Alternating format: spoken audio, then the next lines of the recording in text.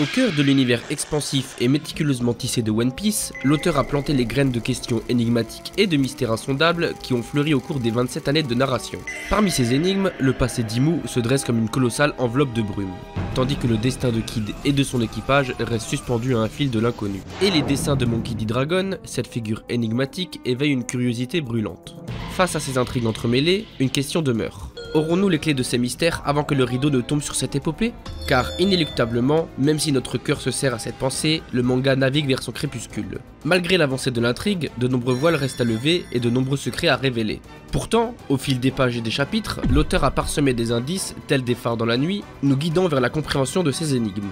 Si vous êtes en quête de lumière sur ces questions qui hantent l'univers de One Piece, vous avez trouvé votre havre. Car c'est ici, dans cette vidéo, que nous nous aventurerons ensemble au cœur de l'obscurité, armés des indices disséminés par l'auteur pour en démêler les fils et entrevoir ce que l'avenir nous réserve dans les derniers chapitres de cette saga légendaire. Bonjour et bienvenue sur cette nouvelle vidéo théorie. Si vous aimez One Piece et mon contenu, likez, partagez, abonnez-vous à ma chaîne et n'oubliez pas d'activer la cloche et de laisser un petit commentaire. N'hésitez également pas à faire un tour sur ma chaîne secondaire ainsi que sur TikTok, Instagram et Twitter car c'est gratuit et ça fait plaisir.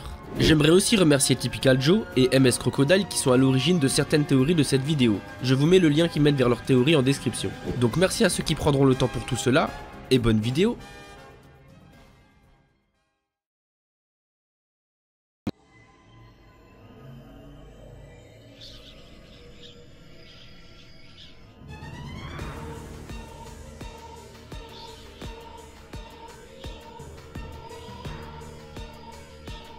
レベリーが行われたパンゲア城、世界の王などいないはずのあの玉座には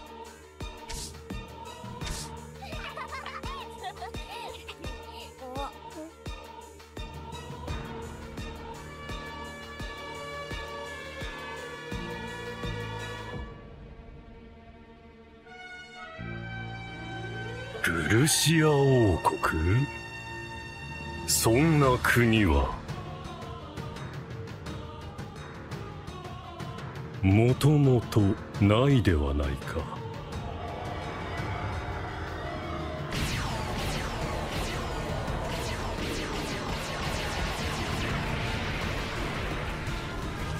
Le mystère entourant le dessin d'Im-sama à l'égard de Vivi se drape dans les ombres de l'histoire et des intentions insondables.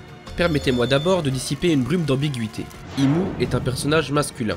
Une vérité cristallisée au chapitre 1086 où il est désigné par Ivankov comme Imusei et non Imugu, comme l'est la sœur de Charlos sur l'archipel Sabodi. L'énigme commence par un geste apparemment anodin. Parmi les portraits de Luffy, Shirahoshi, Teach et Vivi, seul celui de Vivi est épargné par la lame d'Imu. Ce choix délibéré pourrait insinuer une absence de rancune à son égard, contrairement aux autres figures marquées par le sceau de la rébellion. Dans l'antre d'Im, un jardin secret de Kala Lily prospère sous sa garde attentive. Ces fleurs, chargées de signification, représentent l'amour éternel et la mélancolie des funérailles. Cela pourrait témoigner d'un passé lourd de non-dits. C'est peut-être un indice subtil de l'auteur pour nous dire qu'Im-sama aurait veillé sur les funérailles de Lily depuis 800 ans. Un rôle funèbre qui l'aurait inextricablement lié à la mémoire d'une époque révolue. Et que dire de l'épée, cet instrument de séparation brutale qui trancha l'image de Shirahoshi. Et si cette lame fut jadis celle de Lily? Encore dressée contre les 19 rois, elle aurait été la seule à ne pas la déposer devant le trône. Elle pourrait être pour Im un reliquat poignant, un souvenir matériel de liens brisés et de serments oubliés. Ensuite, quelle étrange coïncidence, le papillon qu'Im caresse dans son sanctuaire de fleurs a effleuré Vivi juste avant que Lucci la capture. Ne serait-ce pas là un signe subtil révélant que l'architecte de l'enlèvement de Vivi n'est autre que le détenteur de ce même papillon? Dans les méandres du chapitre 1086, les mots d'Im-sama tracent une énigme. Son désir d'approcher Vivi ne semblait teinté d'aucune malveillance selon les nuances de la traduction japonaise et, curieusement, c'est la seconde fois qu'Imu exprime un tel souhait, persistant malgré l'échec de sa première tentative. Abordons à présent le concept de foreshadowing. Tel un fil tissé par Oda dans la trame narrative illustrant les aspirations secrètes d'Im à travers la figure du roi Stelly, c'est dans une scène que Stelly se consume du désir de trôner sur le siège vacant, malgré les dangers que cela représente. Plus loin, Imu matérialise cette aspiration en s'emparant de ce même trône. Le foreshadowing se déploie une nouvelle fois lorsque Stelly est captivé par la grâce de Vivi. De manière synchronisée, Im confie au Gorosei son désir de l'avoir à ses côtés. Ce parallèle, désigné comme un foreshadowing, met en lumière une fascination partagée, suggérant que, aux yeux de ces deux personnages, Vivi incarne une beauté irrésistible. Maintenant, plongeons dans les abysses des indices disséminés par Oda à travers les pages de couverture dédiées à Vivi. Une illustration en particulier semble prémonitoire. annonçant la fin tragique de Cobra avant l'heure, avec une fleur évocatrice de la reine Lily et des funérailles présageant les circonstances sombres entourant sa disparition. Ces couvertures, telles des énigmes, suggèrent subtilement les liens tissés entre Vivi et l'univers du mariage. Entrelacé de romantisme, une image montre Nefertari Vivi avec une pancarte sous le signe « Formation au mariage », une allusion claire à une destinée matrimoniale imminente. Une autre couverture capture le moment où Vivi célèbre son entrée à l'âge adulte, entourée de pommes rouges, fruits emblématiques du désir, de la passion et de l'amour. Serait-ce l'indice qu'une présence invisible aspire à son cœur, maintenant qu'elle a fleuri en femme? Ici, l'anguille, armée d'une rose rouge, symbole universel de l'amour, et d'une cravate écarlate, signe de pouvoir et d'autorité, semble vouloir séduire Vivi. Qui donc parmi les ombres exprime un tel désir d'union, marquant sa proposition d'un saut si intense? Dans cette couverture, il y a une vision presque surnaturelle. Vivi se pare d'une robe de mariée. Face à elle, une silhouette de bois revêtue de la même manière. Ce bois, pont entre les mondes, relie peut-être Vivi à son ancêtre et prédécesseuse, Lily. Leur atout identique pose une question voilée. Vivi est-elle destinée à suivre le chemin de Lily dans une répétition du cycle de l'amour et du mariage?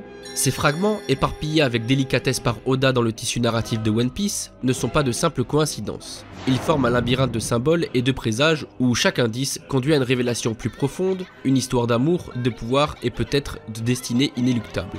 Eiichiro Oda, dans ses toiles tissées avec une précision subtile, ne se contente pas de semer des indices dans les illustrations qui ornent les chapitres de One Piece, il entrelace également une finesse narrative, l'évocation d'un destin matrimonial pour Vivi, poussé par son père mais choisissant la voie du refus. Cette scène, éphémère mais lourde de sens, ne saurait être anodine dans l'esprit d'Oda. Elle préfigure peut-être un dessein plus sombre, une contrainte nuptiale tapie dans l'ombre du futur.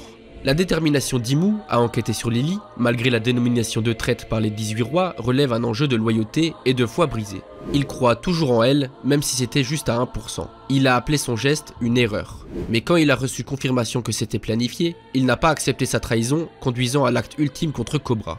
La réaction d'Im à la révélation de l'identité dit de Lily porte les marques d'une tragédie personnelle. Ses traits traduisant une tristesse profonde, un cœur éclaté par le poids des secrets et des révélations. Le choix du royaume de Lulusia par Imu, présenté comme une question de proximité, cache peut-être une stratégie plus complexe, dissimulée même aux yeux des Gorosei.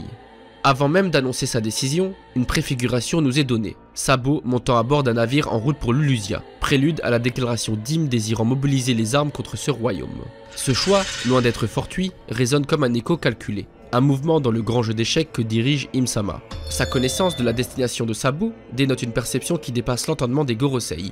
Au moment où les paroles de Cobra murmurées à Sabo ont révélé « Dis à Vivi que nous sommes aussi des dits », une tempête de rage a éclaté dans le cœur d'Im. Avec une fureur qui transcende le simple courroux, il a libéré sa queue mortelle, cherchant à anéantir leur existence même. Sabo, par un miracle, a déjoué cette fin tragique. Quelle est la clé de cette réaction impétueuse? La raison réside dans l'antagonisme profond que portent les dits à Imu, transformant Vivi en une ennemie potentielle dès l'instant où elle embrasserait sa véritable identité. La perspective de perdre Vivi, comme Imu a jadis perdu Lily, l'a enflammé d'une rage incontenue, provoquant une réaction instinctive et violente. Sabo, en devenant le porteur de cette vérité interdite, s'est transformé en une épine dans le pied d'Imu, le poussant à choisir Lulusia, non par commodité, mais comme un théâtre pour ses desseins cachés. En révélant la vérité à Vivi, Sabo risquerait de faire échouer les plans méticuleusement élaborés par Im, plans qui s'apprêtaient à exécuter. Les Gorosei, gardiens de la tradition et de l'ordre établi, demeurent aveugles aux motivations profondes d'Im concernant Lulusia, percevant ce choix sous l'angle d'une simple rébellion. Cette ignorance révélerait une fissure dans leur connaissance de l'âme d'Im, une sphère intime où se cachent des secrets et des souvenirs douloureux liés à Lily. La relation entre Im et les Gorosei est teintée d'un mystère qui s'étend au-delà de la politique et du pouvoir. Elle touche à des cordes sensibles et personnelles. Cette réserve cache peut-être une histoire d'amour tragique, un passé partagé avec Lily, tissé de souvenirs et de regrets inavoués. Regrets qu'Im cherche à protéger, même au prix de décisions qui secouent les fondations de leur monde.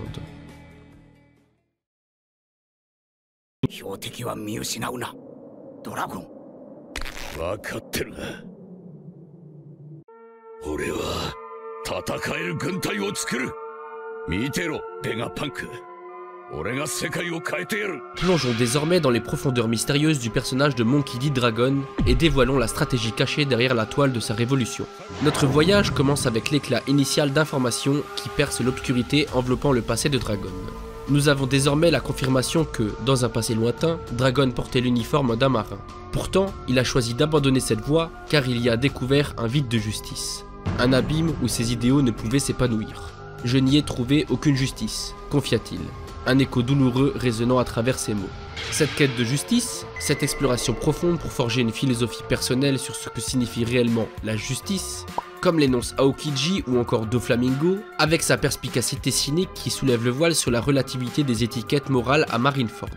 Dans ce labyrinthe de moralité fluctuante, nous apercevons la figure paternelle de Garp, avec ses aspirations pour Luffy et Ace. Voulait-il les forger en de redoutables marines en guise d'indice sur sa propre méthode d'éducation de Dragon? Il est tentant de spéculer que Garp avait espéré modeler Dragon en un agent de changement de l'intérieur, un réformateur qui bâtirait un avenir plus juste depuis les fondations mêmes de la marine. Mais Dragon, confronté à l'injustice inhérente et à la corruption rongeant les structures qu'il était censé défendre, a rejeté cette voie tracée pour lui. Dans son départ réside l'incarnation d'un esprit indomptable cherchant une justice véritable au-delà des conventions, un écho sombre et puissant qui préfigure l'avènement d'une révolution. Ce fut l'aube d'une nouvelle ère, l'éveil du groupe des combattants de la liberté sous l'égide de Dragon. Animé par une vision claire et une volonté indéfectible, il s'est lancé dans la formation d'une entité éloignée des griffes corruptrices du gouvernement mondial. Entouré d'une aura de mystère, Dragon, dont certaines planches laissent entendre une tendance au pacifisme et à la non-violence, a entrepris des missions discrètes, mais d'une importance capitale. Ses interventions chirurgicales visaient les fondations pourries des monarchies sous l'empire du gouvernement mondial, révélant ainsi les premières fissures dans leur façade d'invisibilité. C'est dans le creuset de ces rébellions silencieuses que des alliances ont été forgées avec des esprits aussi indomptables que le sien, notamment Ivankov et Kuma, qui deviendront les piliers de ce qui est destiné à devenir l'armée révolutionnaire. Le temps a façonné ces relations, ces alliances devenant le socle sur lequel repose la lutte pour la liberté. Dragon, ayant quitté la marine à l'aube de sa jeunesse, entre 18 et 25 ans, a semé les graines de ce qui allait devenir un mouvement révolutionnaire. Les 10 années précédant le cataclysme d'Ohara, il y a de cela 22 ans, ont vu l'ascension discrète mais irrépressible des combattants de la liberté, préfigurant la naissance de l'armée révolutionnaire. Face à l'injustice gravée dans le marbre de l'histoire par l'incident d'Ohara, Dragon, porté par un serment immuable, s'est engagé à lever une armée capable de défier le gouvernement mondial. Depuis ce tournant décisif, Dragon a méticuleusement forgé une force si puissante que l'armée révolutionnaire est désormais une entité tentaculaire, avec des factions établissant leur autorité sur les vastes étendues des mers bleues. Cette expansion n'est pas le fruit du hasard, mais le résultat d'une stratégie pensée, réfléchie, ancrée dans la conviction profonde que le changement est possible. Avec chaque victoire, chaque proclamation de triomphe résonnant à travers North Blue et South Blue, l'écho de leur révolte gronde, un murmure devenant tempête. Ces instants, capturés dans l'annale des rébellions, ne sont que la surface visible d'un dessin plus grand, plus profond, tissé dans l'ombre par Dragon. Mais l'aspiration de Dragon transcende la simple conquête territoriale ou la rébellion. Il possède une compréhension aiguë des veines souterraines qui alimentent le monde dans l'obscurité. Les marchés noirs, les réseaux clandestins, au cœur desquels le trafic d'armes orchestré par Kaido joue un rôle prépondérant. Cette toile d'ombre était la clé qui a poussé l'armée révolutionnaire à s'immiscer dans le dédale de Dressrosa, cherchant non seulement à dévoiler, mais aussi à démanteler cette infrastructure corrompue. Le déclin de Doflamingo, tel un château de cartes s'effondrant dans le souffle de la vérité, a marqué un tournant. Les guerres qui s'achèvent subtilement à la chute de cet empire du crime témoignant de l'impact profond d'une victoire bien plus significative que la conquête d'un territoire. C'est une victoire contre les ombres elles-mêmes, un rayon de lumière perçant les ténèbres, révélant les fissures dans le monolithe de corruption. Dans l'ombre tissée par les complots et les alliances souterraines, un murmure s'est élevé de Wano, suggérant que, malgré la chute spectaculaire de Doflamingo, les mécanistes sinistres de ce réseau continuaient de battre avec une persistance inquiétante. Face à cette réalité tenace, Dragon a sculpté l'armée révolutionnaire non pas comme une simple force de contestation, mais comme un scalpel destiné à exciser les tumeurs corruptives qui infestent le gouvernement mondial. Au cœur de ce dessin stratégique se trouve le siège de Marijois, un plan audacieux révélé par Sabo au chapitre 1083, marqué de 3 objectifs audacieux. Déclarer la guerre au dragon céleste, arracher Kuma des griffes de ses geôliers et briser les chaînes de tous les esclaves possibles. Ces actes de bravoure dissimulent une tactique aux implications bien plus vastes, car ils ont permis de détruire les réserves alimentaires des dragons célestes, ébranlant ainsi le pilier de leur arrogance séculaire. Cette frappe chirurgicale contre les fondements de Marijois n'était que le prélude d'une symphonie plus vaste, orchestrée par Dragon et Ivankov qui ont vu des rébellions simultanées éclater dans 12 nations, dont 8 d'entre elles ont été couronnées de succès. Ce mouvement synchronisé a été baptisé Rébellion des 8 nations, un titre qui résonne avec la promesse d'une nouvelle ère. Le but de ces soulèvements synchronisés avec le raid sur Marijois n'était pas seulement une frappe au cœur de l'ennemi, mais d'attaquer simultanément plusieurs artères vitales sur lesquelles les dragons célestes se reposaient. La destruction de ces réserves alimentaires, l'interruption des tribus célestes, le refus d'exporter des matières premières et les pillages des navires de ravitaillement du gouvernement ont tous convergé vers un objectif, le démantèlement du réseau d'armes. Ces actions coordonnées, tissées dans un plan d'une ingéniosité redoutable, ont posé les bases d'un siège inébranlable contre le sanctuaire du pouvoir absolu, Marijois. Dragon et l'armée révolutionnaire, à travers une série d'attaques précises et réfléchies, ont réussi à isoler la citadelle de la puissance mondiale, non seulement en l'affaiblissant de l'intérieur, mais aussi en minant les piliers sur lesquels se repose sa prétention à la domination.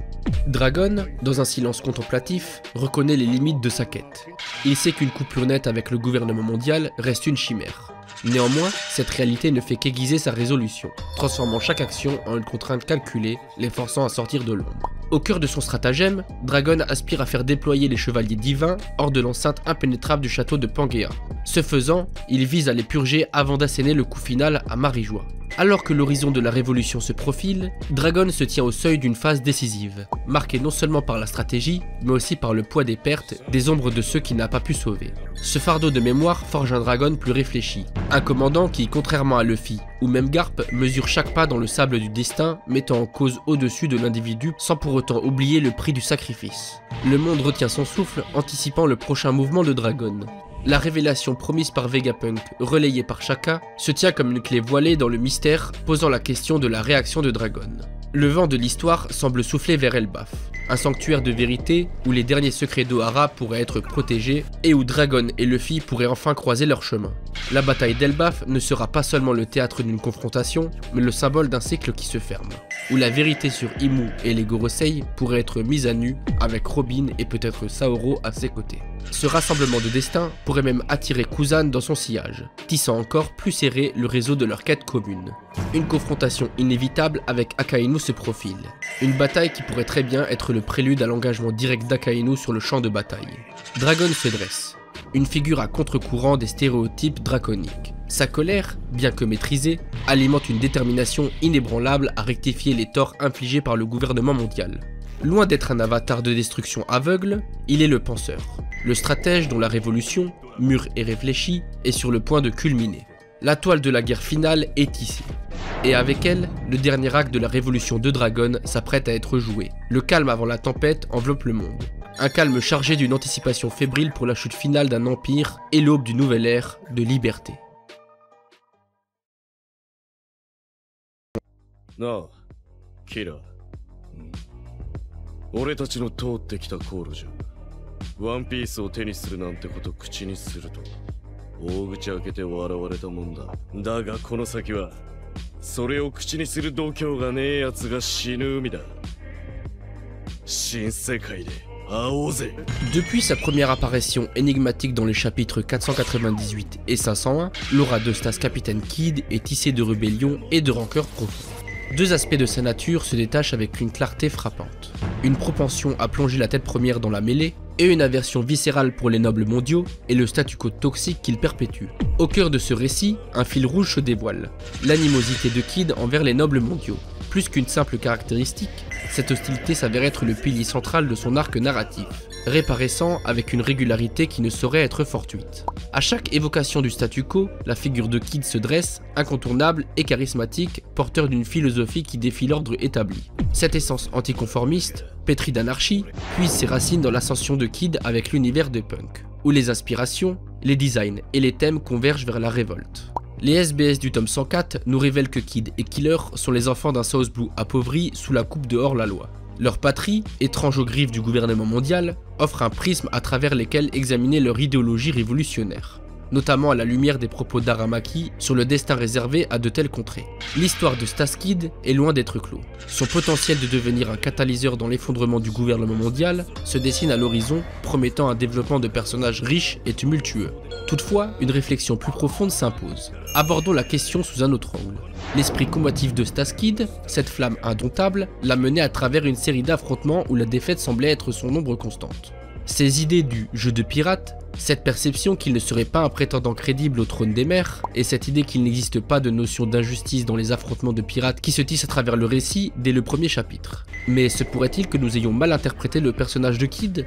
Certaines scènes clés méritent qu'on s'y attarde. Prenons par exemple ce face-à-face avec Hawkins et la manière dont cela fait écho à des paroles prononcées par Luffy dans les chapitres 147 et 148. Dans ces moments, Luffy et Kid semblent s'accorder sur une définition commune de l'essence même du pirate, la volonté de parier sa vie sous le pavillon noir. Cette conviction est également partagée par Killer, notamment lorsqu'il triomphe de Hawkins au chapitre 1029. Lorsqu'un pirate adhère véritablement à ce code d'honneur et de résolution, son drapeau demeure invincible. Dans cette optique, il est notable que l'emblème du drapeau de Kid soit resté intact, malgré la ruine de son navire lors de son affrontement avec l'empereur aux cheveux rouges. Au vu de ces éléments, il apparaît clair qu'en dépit des jugements sévères de figures telles que Kaido et Shanks, Eustace Kid incarne, dans toute sa complexité, la véritable essence d'un pirate. Sa quête, pavée d'épreuves et de désillusions, témoigne non seulement de sa ténacité, mais aussi d'une profondeur inattendue, révélant un personnage bien plus riche qu'un simple aspirant au trône des océans. Eustace Kid, avec sa détermination inébranlable et son refus de voir son idéal pirate brisé, est, sans conteste, la manifestation du véritable esprit pirate. À travers le prisme du temps, jamais Kid et Killer n'ont fléchi devant l'épreuve du danger. Leur bravoure, gravée dans l'écho de chaque bataille, témoigne d'une résolution inébranlable à embrasser leur destin, quel qu'il soit. Cette constance trouve un écho mystérieux entre les lignes du chapitre 1079, tissées avec celles du commencement au chapitre 1. Loin d'être le fruit du hasard, ces parallèles semblent dessiner sous la plume d'Oda un dessin délibéré révélant les fils d'une trame plus vaste qui se déploie à travers le temps. La tragédie du punk Victoria, rappelant l'inéluctable destin du Going Merry en les eaux amères de Watersteven, n'est pas simplement une répétition de l'histoire. Elle marque le point de rupture où le navire, symbole de rêve et d'aspiration, s'incline devant la fatalité. Ce naufrage n'en est pas une fin, mais une résonance avec les épreuves que Luffy a affrontées. Une synthèse de défis accumulés qui se cristallise dans un unique moment de vérité. Dans l'ombre de cette défaite monumentale, la question se pose. Eustace Kid, face à l'adversité qui a fait vaciller tant d'autres, peut-il encore se relever? Sa détermination, forgée dans les flammes de l'épreuve, suffira-t-elle à le maintenir dans la course impitoyable qui est la leur? Au fil de ces réflexions, une conviction s'ancre en moi. L'idée qu'Oda puisse avoir scellé le destin d'Eustace Kid ou de Killer semble impensable. Leur parcours, encore jonché d'énigmes non résolues et de promesses non tenues, ouvre un champ de possibilités narratives trop vaste pour être ignoré. Eustace Kid, véritable émanation de la maxime « le punk ne meurt jamais », incarne cette essence rebelle qui défie la mort elle-même. Une flamme qui ne peut pas être étouffée par les aléas du destin. Il semble qu'Oda, dans un geste de maître, a orchestré l'apparition de l'homme à la cicatrice de brûlure non pas comme un simple événement, mais comme un phare guidant Kid et Killer hors de l'ombre de l'oubli, leur permettant de revendiquer à nouveau leur place dans la quête éperdue du One Piece. La perspective de voir Kid croiser le fer, ou même de forger une alliance avec des figures aussi imposantes que Aramaki, est électrisante. Une confrontation entre ces géants, aux convictions diamétralement opposées, promet d'être le théâtre d'une symphonie de forces primordiales en collision. Non, je ne peux me résoudre à croire à la disparition d'Eustace Capitaine Kid. Ce guerrier des mers a démontré à chaque embrun affronté qu'il est l'archétype du pirate, embrassant le péril et la défaite non comme une fin, mais comme le sel de son existence. Oda, tel un conteur autour d'un feu éternel, détient encore dans sa besace des chapitres inexplorés et des tournants décisifs pour Kid et Killer. Leur odyssée est loin d'être achevée, attendant son heure, prêt à être dévoilé sous les coups de pinceau du maestro, révélant la profondeur et l'ampleur de leur destinée. Et voilà, c'est tout pour cette vidéo, alors merci d'être resté jusqu'à la fin. Si elle t'a plu, n'hésite pas à la liker, à la partager, à t'abonner à ma chaîne et n'oublie pas d'activer la cloche et de laisser un petit commentaire. N'hésite également pas à faire un tour sur ma chaîne secondaire ainsi que sur TikTok, Instagram et Twitter, car c'est gratuit, ça fait plaisir et ça m'aide à grandir. Merci à tous ceux qui le feront, et salut!